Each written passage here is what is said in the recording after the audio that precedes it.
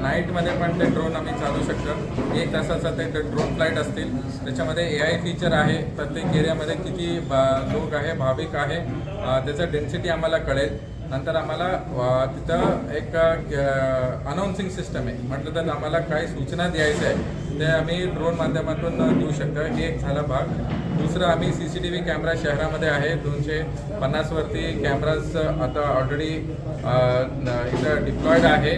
तर ते कॅमेरामध्ये आम्हाला एक इंटिग्रेटेड कंट्रोल सिस्टम करून सगळ्या डिपार्टमेंटचे लोक हेड तिथं बसतील आणि प्रत्येक कॅमेराचं वरती लक्ष ठेवण्यासाठी आमचा तिथं अधिकारी पण असणार। ह्याच्यामध्ये आम्ही AIचा वापर करणार आहे।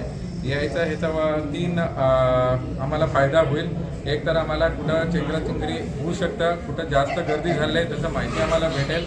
AI माध्यमातून तर आम्हाला अलर्ट्स येणार की इथे या भागामध्ये थोडं होल्ड अँड रिलीज काय तिथं आम्हाला कंट्रोल करायचं आहे तर माहिती भेटेल।